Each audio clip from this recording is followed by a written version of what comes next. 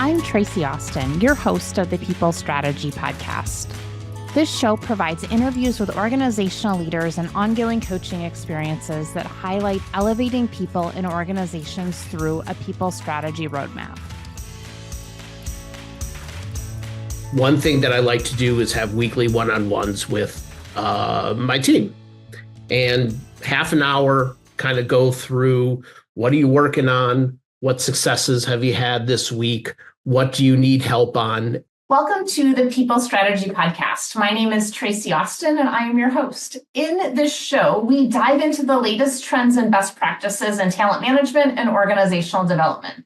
Join me as I chat with industry experts, HR leaders, and business innovators to uncover strategies that can elevate your people and your business.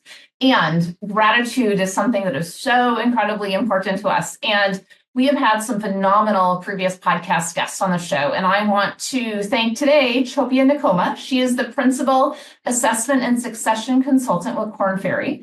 Her episode of Leveraging Internal Talent Pathways is linked in the show notes. And this is such a great episode that will lead into the conversation we're going to have today, which is what is the right path for your employees based on what their interests are, what their seasons are of life, and talking a little bit about leadership and some predictive index assessment items. So today we have Phil Siegel on the show with us. Phil is an innovative product manager. He has moved through several different roles inside of organizations. And what is different about our conversation with Phil today is Phil and I have chatted several times over the years as he's been looking at different opportunities with, different ways that he leads inside of organizations. And of course, we've had him take his predictive index a couple different times. So we're really going to talk about how the way we lead impacts the roles that are important to us. And as you're looking to create talent strategies in your organization, really paying attention to what is most important to the people that you are leading so that you're leading them the way that they need to be led. So with that ridiculously long introduction, Phil, welcome to the People Strategy Podcast. Thank you. Thank you so much, Tracy, for having me. Yeah, absolutely. So I am so curious. I just want to know a little bit about your leadership journey and, tell us a little bit about, kind of how you've landed in the role that you're in now. So this probably starts a good 22 years ago when I first moved up to Cleveland. College graduate, fresh, just trying to find my foot in the door and my first position. Wait a minute. As college graduates, we know exactly what we're going to do with our life and we know everything, right? Of course. We have it all planned out. We know what to expect, and we just know everything, right? Exactly. Yeah. I starting out and trying to get my foot in the door. I tried a couple different things, banking, real estate, and I finally found my niche in software support, SaaS support specifically, and just getting my foot in the door and ingesting as much knowledge as I can, learning about the platform, learning about how people use the platform, best practices, everything that I could get my hands on, I wanted to learn. And through that, I was given opportunities to move up levels. And finally, they said, hey, let's try you out in this leadership role. Maybe not people, but products. Yes. So, as we've got lots of listeners that are new leaders, we have lots of HR folks that listen in and small business owners. And I'm curious, as you kind of found your niche inside of SaaS and then kind of started moving up through, who or what traits were those leaders that really supported you to find that path with and for you? So people that listened to me, people that recognized my strengths, and people that pushed me. Awesome. We're going to go further into that. Are you ready? Of course. When you say people that listen to you, what does being listened to as, that kind of that new to a role really look like from a leader for you? I mean, it's basic managerial leader coaching traits. It's the weekly or bi-weekly one-on-ones. It's the check-ins. It's, hey, we have this new project coming up. I think you would be very valuable for it. How about giving it a try? You may not have all the knowledge now, but there are pieces in place that will help you to get there. Right, absolutely. So what I'm hearing is there's clarity of goals. You know what winning looks like, and the leader's definition of what winning looks like and your definition of what winning looks like is the same. Correct. And there's enough of a challenge within those goals that you're not bored in what you're doing, but you're stretched enough to get there because it's playing to what your strengths are. Again, correct. There has to be a level of engagement. There has to be, what's the word I want to use? Enthusiasm. You're excited to get to work that next day. You're excited to see what the next step is. You're excited to see your progress along the timeline of it to eventually get to your goal. Mm-hmm. Yeah, absolutely. Absolutely. And so within those leadership traits, I'm curious, was that always your direct supervisor, or were there other folks within the organization that really supported that growth? Oh, it was both. It was sometimes my direct supervisor. It was other times it was other people on my team. It was other people on different teams. It could have been someone else in an entirely different organization. Yeah, absolutely. Because mentors come in all different ways, shapes, and sizes for sure. Exactly. And so tell me a little bit about, you said, hey, it was kind of this push of, hey, I think you'd be great for this role, because clearly you were showing value to the organization. You were enjoying what you were doing. You were engaged in the work. So tell me a little bit about that transition into leadership, specifically people management leadership.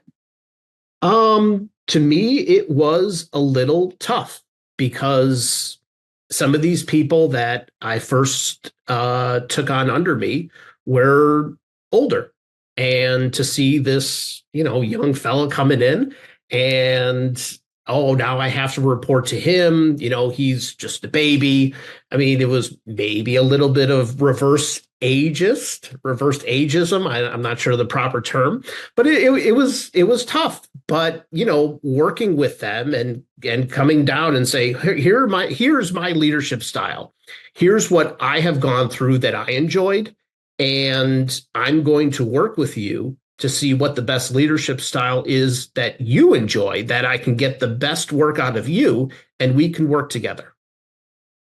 Yeah. So what I'm hearing is your leader led you the way you need to be led. Mm-hmm. That doesn't always happen. So did you lead your people the way they needed to be led, or did you lead them the way you thought you needed to be led? No. Yeah, if I led the people that worked for me, everyone would have quit the second day. Yes. What's so interesting here is, we're not necessarily taught leadership for the most part. And that's why we have our leadership development program here at Elevated Talent Consulting. Is so often we're not taught what leadership is. And, leadership sometimes can be seen as this doing. Well, leadership isn't really doing, that's management, right? There's a being of the person in being a leader, right? And we've talked a little bit about those traits, but there's so much about the curiosity and the listening and what engages. And how do we tie the dots together to get an alignment between the outcomes for the business and the outcomes for the individual? Correct. I think the listening and the doing traits go hand in hand. They really do. Maybe listening just a little bit more. Yeah, for sure. But there's a beingness and listening of like the curiosity that can't be taught as a doing. Does that make sense? Yeah. It's I'm trying to think of a story to tell with that, but nothing comes to my mind. I'm sorry. All good.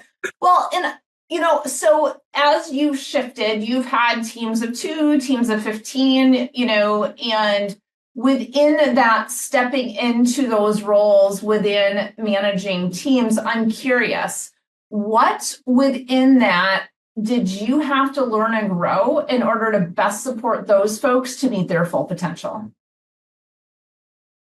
So managing a team of 2 versus managing a team of 15 is very different. In the beginning, I tried to manage it the same, but I quickly found out that it just can't be done.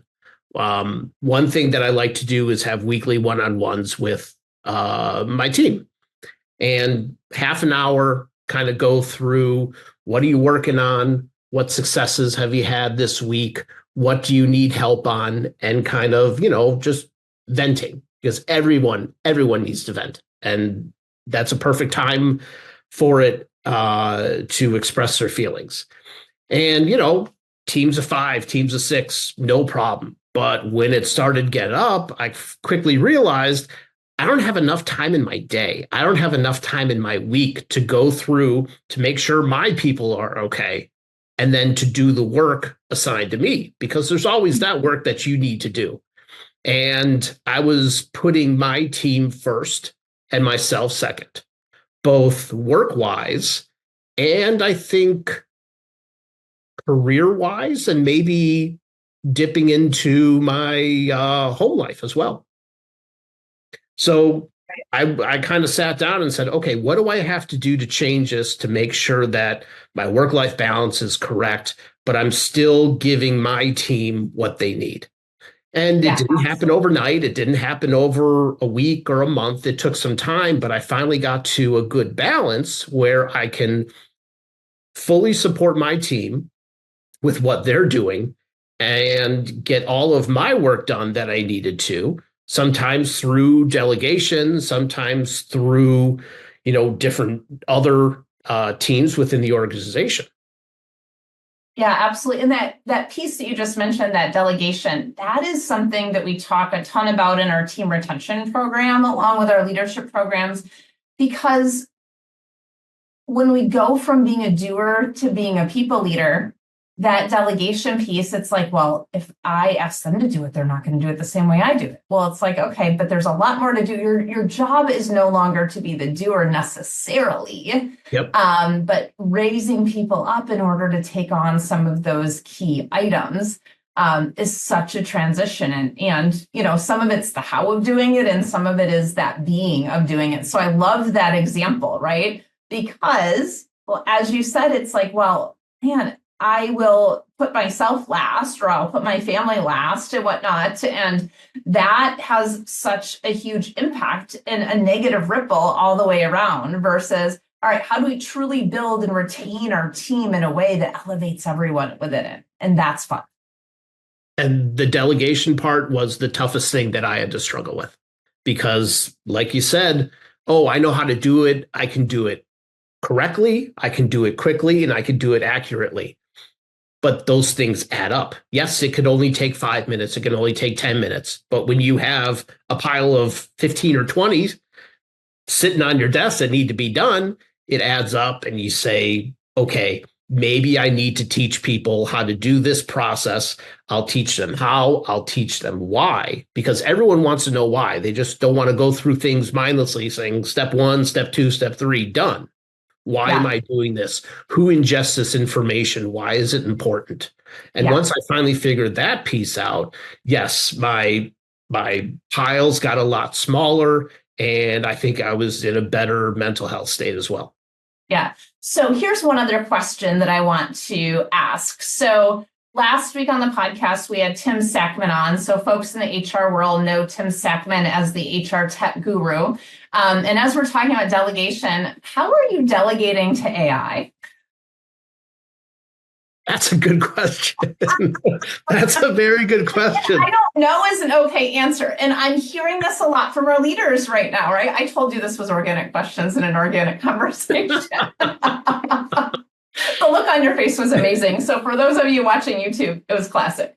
But if you think about that, as we think about delegating as leaders, and delegating to our team, but also right now, there's a huge delegation that we can do to AI with certain things. It still needs a people piece to it.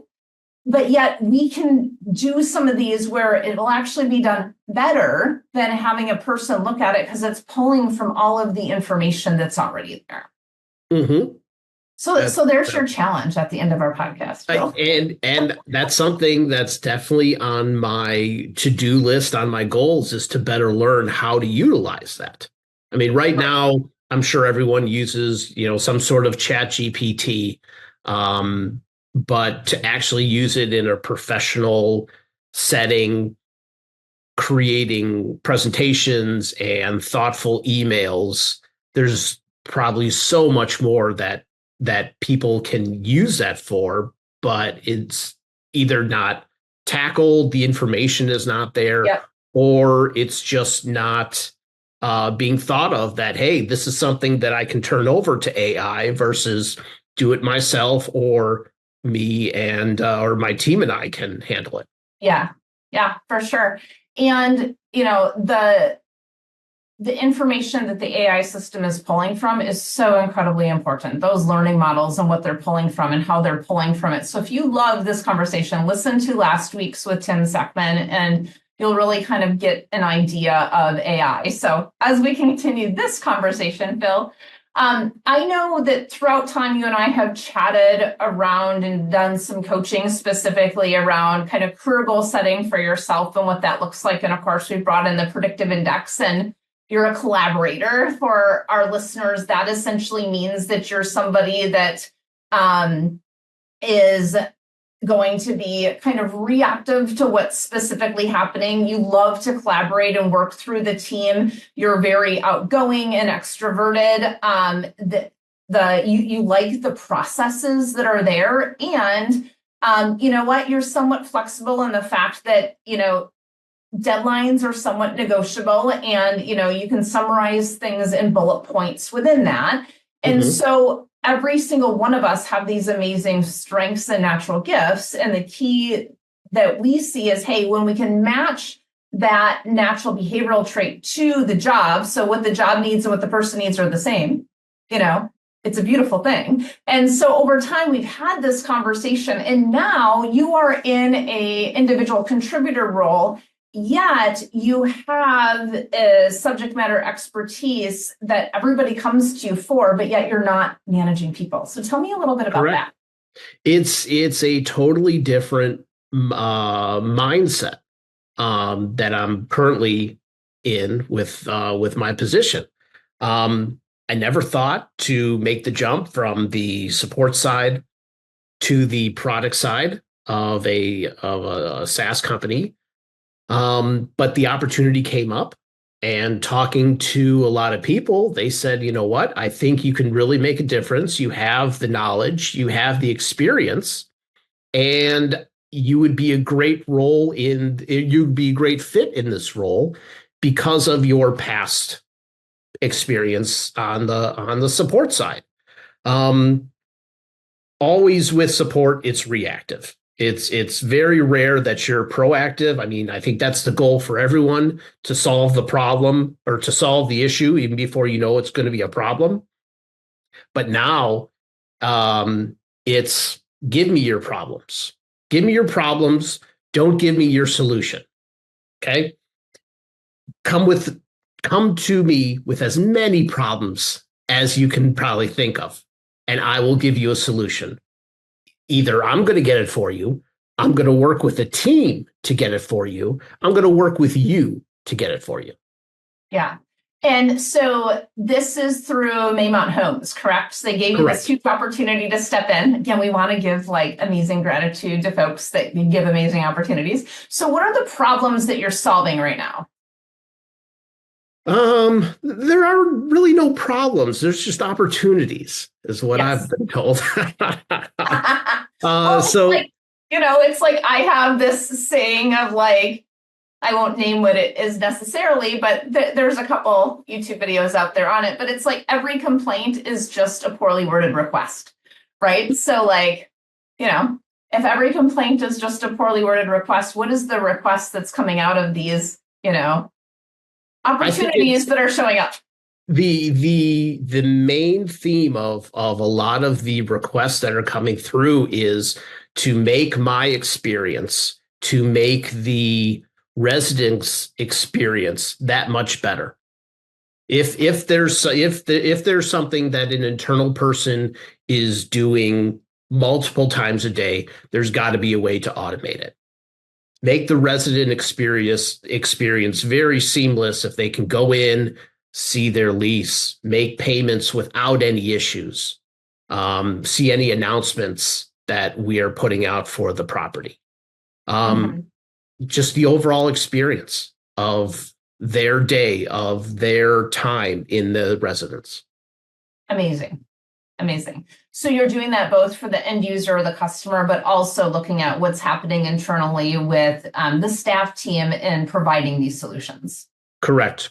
And working with the leasing team, working with the renewals team, working with the accounting team, everyone on the data side that pulls the data for the investors. Yeah, everyone is very collaborative. We love bouncing ideas off each other. If there's something that I can do to make their experience that much better, to get the data that they need, I'm definitely going to step in. Yeah, absolutely. And so I'm curious, as we're talking about leadership throughout, our conversation today, how are you leading others without that direct authority any longer, since you don't have direct reports? That's a good question. I really don't think of it as being a leader. I think of it as being a collaborator with X number of years of experience. Right. If they're trying to solve an issue and, they maybe have 10% of exactly what they need to solve the problem or to get the data set, they come to me for the other 90%. And I love that. And from the test that I just took, I love that collaboration. I really do. Yeah. And even, absolutely. I'm not working in an office. There's no one behind me. There's no one on the side of me. I can't just, go over the cube and say, hey, got a quick question. But still in this remote environment, there's collaboration. Right. Absolutely. And so, as we kind of tie this together, we've talked a little bit about talent pathway plans and how do we continue to create growth for folks that's aligned with growth inside of the organization. And you did a really nice job of kind of explaining that all these different experiences you had created the opportunity for this next level position. And, as our HR leaders are listening in today, or our managers, really thinking about what is it that your team needs based on the strategy you're executing or your organization needs that aligns with the growth that people really want. And that's something that, we chat a little bit about, and we will take a sponsor break here and talk a little bit about our team retention program, which has been sponsoring our podcast today. The People Strategy Podcast is sponsored by the Team Retention Program offered through Elevated Talent Consulting. Do you have leaders that are in people management and are really looking for the tools to bring their team together, specifically that aligns the team strategy to the business outcomes, that also aligns the individual's personal goals to the goals of the organization as a team? In this program, we partner with learners to experience and create their own leadership around talent pathway plans, goal setting, performance evaluation, and winning as a team. Head to the link at the bottom of the page to find out more and sign up. So, with that conversation about our team retention program, and as we kind of start to wrap this up and really those ways that we pull together and support our folks inside of our teams, I have two questions for you, Phil, that I'll tie together. Sure. What is a professional bucket list item for yourself? I have short-term goals and I have long-term goals. I think a long-term goal would be to have everyone be self-sufficient as far as processes, knowledge, and documentation. What would it take to do that? 1 million clones. Or AI-ish. AI, there you go. There you go. That brings us back to AI. So what would it take to get there? It just starts with that first step. It really does. Instead of doing, teach someone how to do it. Document it so they can take that knowledge and bring it on to their team. They could bring it on to their new hires. And everyone going forward knows how to do this process correctly, quickly, and accurately. I love that. I love that. So what's a personal bucket list item? Oh, personal bucket list item. I would like to go back to Spain. Okay. I was there my junior year of college. I was up in Pamplona, there for a year, went to the university up there, fully immersed, and I would love to go back. I would love to show my wife and my kids kind of where I spent my time over there, but also the different parts of Spain, the northern region, down the coast in Barcelona, Madrid. There's just so many different types of Spanish culture that I think is just absolutely amazing. I love this. And here's why I love this as a people strategy is it's this engagement and what lights that person up that's personal and professional. And then how do you tie those two things together, right? So, hey, is there a policy yet on, some of those things where you could do some remote work? I know you're doing it remote here.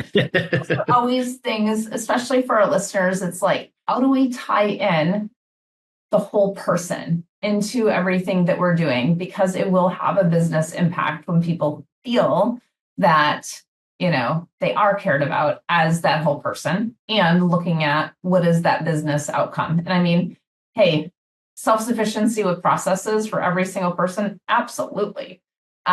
Because that saves us so much time within it, and we're still creating the collaboration because there's always going to be the things that pop up.